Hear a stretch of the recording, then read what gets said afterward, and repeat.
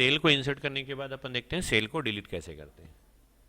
तो यहाँ पर डिलीट सेल दिख रहा है ऑप्शन, आप कर्सर कहीं रख लीजिए। मैं इसको नीचे से करता हूँ। डिलीट सीट, देखो सबसे नीचे पहले ऑप्शन दिख रहा है डिलीट सीट। सबसे नीचे से अगर अपन करेंगे तो, क्योंकि अपन सीट वगैरह बनाए हैं इसलिए वहीं से करना चालू करते हैं, है ना।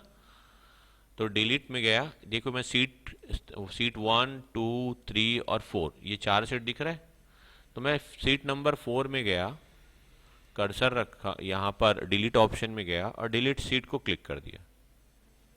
तो जिस सीट में आप रहेंगे वो सीट जो है डिलीट हो जाएगा। मैं ब्लैंक सीट डिलीट इसलिए किया क्योंकि हम लोग के पास कुछ वैल्यू है, अगर ये भी डिलीट कर देते तो वैल्यू भी डिलीट हो जाता है ना। तो इसलिए हमने डिलीट सीट कर दिया। अब यहाँ पे देखो डिलीट टेबल कॉलम, तो एक कॉलम को डिलीट करना हो तो हम इसका यूज़ करेंगे। अब हम ये डी नंबर का जो कॉलम दिख रहा है जो ब्लैंक है, इसको अपन डिलीट कर लेते हैं। ठीक है, क्लिक किया तो डिलीट हो गया। अब फिर से ऑप्शन में अपन जाते हैं, डिलीट टेबल रो। अब हम कहाँ पर हैं, 7 8 9 और 10 दिख रहा है। 7 में वैल्यू है, 8 ब्लैंक है, 9 ब्लैंक है, 10 में वैल्यू है। तो मैं 8 नंबर वाले रो में कर्सर रखा हूँ और डिलीट टेबल रो अगर क्लिक कर रहा हूँ तो क्या होगा, 8 नंबर वाला रो जो है डिलीट हो जाएगा। हो गया। फिर से अपन जाते हैं डिलीट सीट कॉलम, यहाँ से भी हम कॉलम को डिलीट करते हैं। तो कॉलम यहाँ पे देखो मैथ्स के बाद है ना, साइंस के बीच में कॉलम 1 दिख रहा है ऑप्शन, मैं इसे डिलीट कर दे रहा हूँ। ठीक, ये डिलीट हो गया। फिर हम ऑप्शन में जाते हैं तो यहाँ पर भी दिख रहा है डिलीट सीट रो, मतलब इस सीट का रो को डिलीट करने के लिए।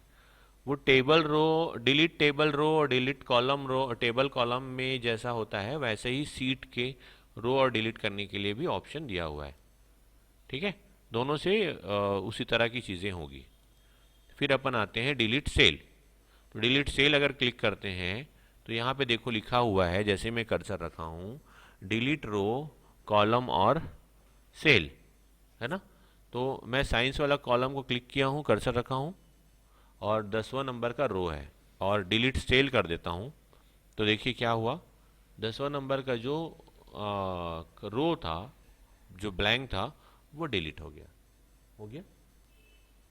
तो इस तरह से हम सेल को डिलीट करने का, सेल को, कॉलम को और रो को अगर डिलीट करना हो तो इन ऑप्शन का यूज़ करके हम कर सकते हैं।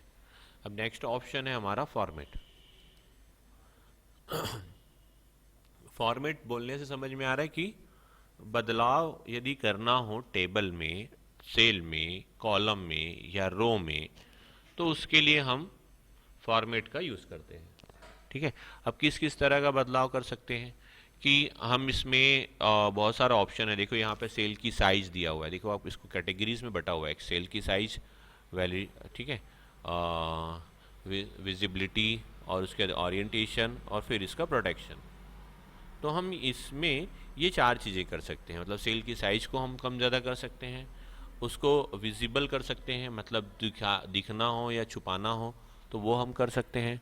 उसके अलावा क्या कर सकते हैं, इसको ऑर्गेनाइज कर सकते हैं। मतलब ऑर्गेनाइज कर सकते हैं कहने का मतलब इसका नाम बदल सकते हैं, इसको आगे पीछे कर सकते हैं, इसका कलर वलर तो ठीक ठाक कर सकते हैं। और फिर इसमें प्रोटेक्शन दे सकते हैं। किसकी बात कर रहे हैं हम लोग, सेल का। ठीक है, तो सेल, सेल मतलब एक सेल भी होता है और सेल्स जो है रो और कॉलम से बनता है, तो टोटल उसी की बात हो रही है ना। तो अपन फॉर्मेट में गए और सबसे पहला ऑप्शन है हमारा रो की हाइट। हमें ये जानना है कि जो हमारा जो रो है, कौन सा रो, जहाँ मैंने कर्सर रखा है, E9 सीट रो का जो है, ई कॉलम का 9 नंबर वाला रो, इसकी हाइट कितनी है। तो फिलहाल ऐसे देखने से तो समझ में नहीं आ रहा है। हम जैसे इसको क्लिक करेंगे तो दिखाई देगा कि रो की हाइट कितनी है, 15 दिख रहा है। ओके, अब उसके बाद फिर से हम जाते हैं कहाँ, फॉर्मेट में, auto fit to row height. मैं चाहता हूं कि भाई जो रो की हाइट है, जितना बड़ा वैल्यू है उसके हिसाब से फिट हो जाए, तो हम auto fit to row height कर देंगे। ने कर्सर रखा, auto fit to row height, तो यहाँ पर कुछ और वैल्यू होगा इसलिए नहीं ले रहा है, वरना ये ऑटोमेटिक। जैसे थोड़ा सा मैं बड़ा कर देता हूँ, चलो, है ना। अब क्लिक करते हैं और auto fit to row height करते हैं, तो यहाँ से ना हाइट जो है फिट हो जाता है। फिलहाल तो ये नहीं हो रहा है, लेकिन यहाँ से हो जाता है। मैं आपको कुछ करके दिखाता हूँ। ऑटो फिट टू, अच्छा सॉरी, रो की हाइट देख रहे हैं ना हम लोग, ये तो कॉलम की चौड़ाई हो गई, ये हो गया रो की, ये कॉलम चौड़ा, और मैं कौन सा वाला कर रहा था, रो 9 नंबर करूँ, जो कोई भी रो ले लेता हूँ, ये मैं थोड़ा सा बड़ा कर देता हूँ रो की हाइट को। ओके, रो की हाइट को बड़ा कर दिया। अब ऑटो फिट रो हाइट करूंगा, तो देखिए ये हुआ, फिट हो गई ऑटोमेटिक रो की हाइट। यहाँ पर 65, तो मैं कुछ वर्ड टाइप करके आपको और अच्छे से समझाता हूँ इसको, रो की हाइट को। यहाँ पर मैंने लिखा Rajesh space Mohan space Sohan, enter.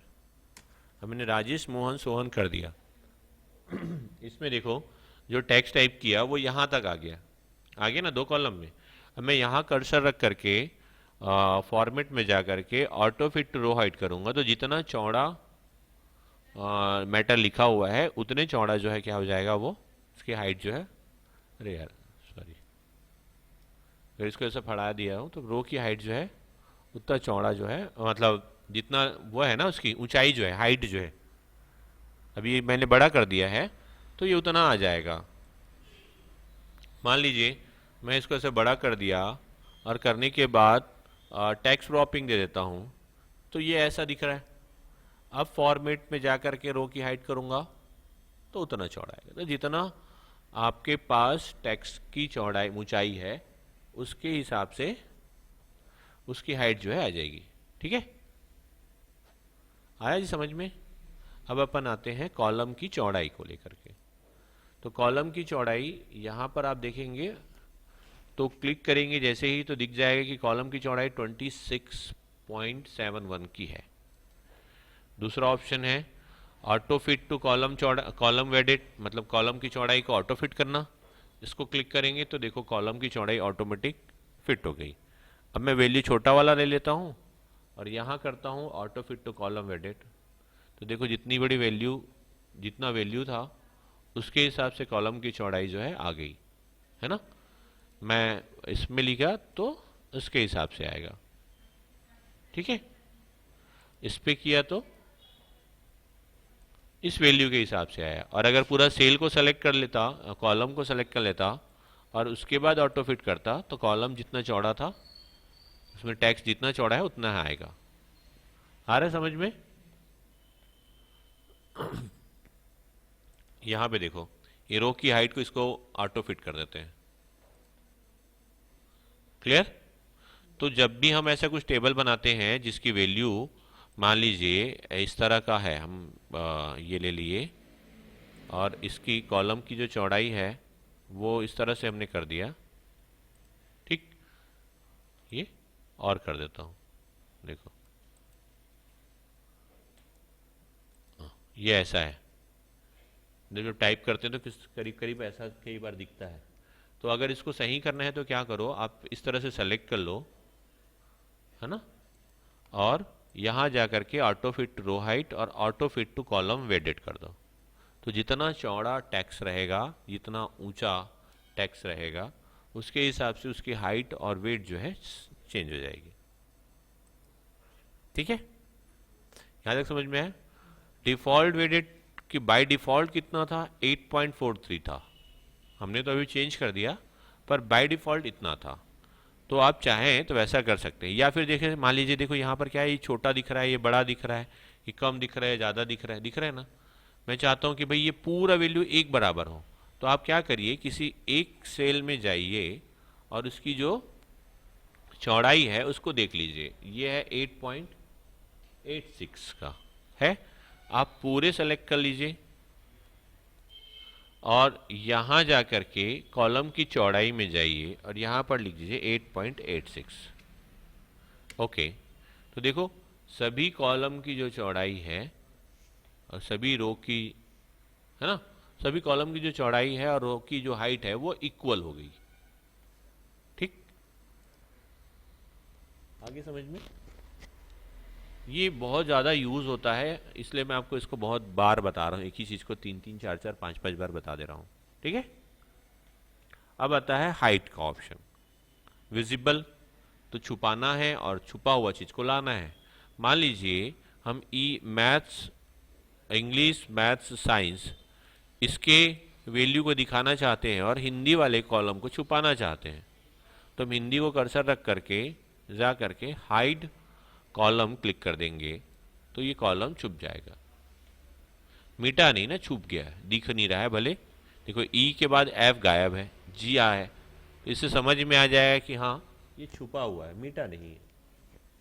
वैसे ही मैं मान लीजिए 6 नंबर के रो को मैं छुपाना चाह रहा हूँ, तो मैं कर्सर रख दूंगा बस, तो भी चल जाएगा।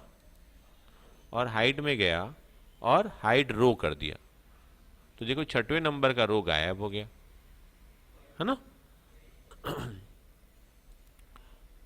यहाँ तक समझ में आया? हाइट रो और हाइट कॉलम। हाइट सीट करते हैं तो सीट नंबर 1 जो है वो छुप गया, छुप गया। अब वापस लाना है तो क्या करेंगे, हम वापस फिर फॉर्मेट सेल में जाएंगे, विजिबल ऑप्शन में जा करके अनहाइड सीट करेंगे तो हमें सीट जो छुपा हुआ दिख रहा है उसका नाम दिख जाएगा। यहाँ जा करके हम इसको ओके कर देंगे, दिख जाए। ऐसे ही हमको अगर कॉलम छुपा हुआ कॉलम को वापस लाना है तो अनहाइड कॉलम में जा करके कर सकते हैं। लेकिन देखो अनहाइड कॉलम किया तो आया नहीं, आया क्या? नहीं आया। तो क्या करना, इसके लिए ना इसे टेबल को सेलेक्ट कर लेना, टेबल को सेलेक्ट कर लेना या फिर सीट को सेलेक्ट कर लेना। यहाँ क्लिक करेंगे तो देखो सीट सेलेक्ट हो जाएगा और यहाँ सीट क्लिक करेंगे तो टेबल जो है इस तरह से सेलेक्ट कर सकते हैं। तो ऐसे सेलेक्ट कर लेना, फिर फॉर्मेट में जाना, विजिबल में जा करके अनहाइड कॉलम में क्लिक कर देना, तो जो कॉलम इस बीच में हाइड हुआ है वो अनहाइड हो जाएगा। सेम ऐसे ही अनहाइड रो करेंगे तो रो जो छुपा हुआ है वो भी दिखना स्टार्ट हो जाएगा। ठीक है, आगे देखिए ये 6वें नंबर का रो भी आ गया और हिंदी का जो कॉलम था वो भी दिखाई देना चालू हो। तो समझ में आ गया कि रो कॉलम और सीट को कैसे छुपाते हैं और रो कॉलम और सीट को कैसे वापस लाते हैं। अब आते हैं हम लोग नेक्स्ट ऑप्शन में, इसको ऑर्गेनाइज करने का, कि भाई हम इसको कैसे जमा सकते हैं, कैसे इसको सही ढंग से सीट को, कॉलम जो सीट है ना उसको हम कैसे कलरफुल कर सकते हैं, कैसे हम उसको जमा सकते हैं और कैसे आसानी से समझ सकते हैं। हाँ, तो रीनेम सीट में क्लिक करते हैं। यहाँ पे देखिए सीट का नाम, तो यहाँ पे मैंने लिखा एग्जाम्पल 1। ठीक है, रीनेम सीट में सेकेंड वाले सीट में गया, रीनेम कर दिया एग्जाम्पल 2। अच्छा, ये यहाँ से भी कर सकते हैं ना, यहाँ कर्सर रख करके यहाँ जा करके रीनेम सीट और EXC3। ठीक है, तो 3 सीट था, हम तीनों सीट का नाम जो है हमने एग्जाम्पल रख दिया। ये कैसे किया, यहाँ से किया। ठीक, अब मूव और कॉपी सीट, मान लीजिए मैं चाहता हूँ कि जो ये क्रम है वो इस तरफ से चालू हो, मतलब जो एग्जाम्पल 1 हो वो 3 की जगह में आ जाए और 3 जो है 1 की जगह में आ जाए। तो मैं क्या करूँगा, मूव और कॉपी सीट में जाऊँगा और इसको इंड टू मूव कर दूंगा तो लास्ट में आ जाएगा। ठीक है, मूव टू इंड कर दूंगा। ओके, तो ओके किया तो देखो एग्जाम्पल सीट 1 जो है लास्ट में आ गया, लेकिन 3 उधर गया नहीं, तो आप 3 में कर्सर रखे, मूव और कॉपी सीट में गए और इसको ये 2 के पहले करना है तो 2 के पास क्लिक करके ओके कर दिए। ठीक है, तो इस तरह से हमारा सीट जो है क्या हो गया, मूव हो गया। समझ में आया? थोड़ा सा अब देखो, ऑर्गेनाइज करना है तो थोड़ा कलरफुल भी चाहिए होता है, तो हम चाहते हैं कि भाई ये तीनों सेम कलर में दिख रहा है, थोड़ा सा हमें डाउटफुल होता है कि सेम तो नहीं है, तो हम इसको और अच्छे से पहचान करने के लिए कलरफुल कर देते हैं। तो उसके लिए हम फिर फॉर्मेट में गए, टैब कलर में जा करके सीट का कलर एक डाल दिए, नीचे देखिए ग्रीन कलर में हो गया। मैं इस सीट को हम क्या कर लेते हैं, मान लीजिए हाँ येलो कर दिए और इसे हम कर दिए रेड। ये थोड़ा सा प्रतीक भी चिन्ह होता है, रेड येलो एंड ग्रीन, है ना। स्टॉप, वेट, और अगर सिग्नल की बात करा जाए तो गो, स्टॉप और वेट का, गो एंड वेट और स्टॉप का जो है प्रतीक होता है। तो हम इस तरह से हम अपने सीट को जो है ऑर्गेनाइज कर सकते हैं।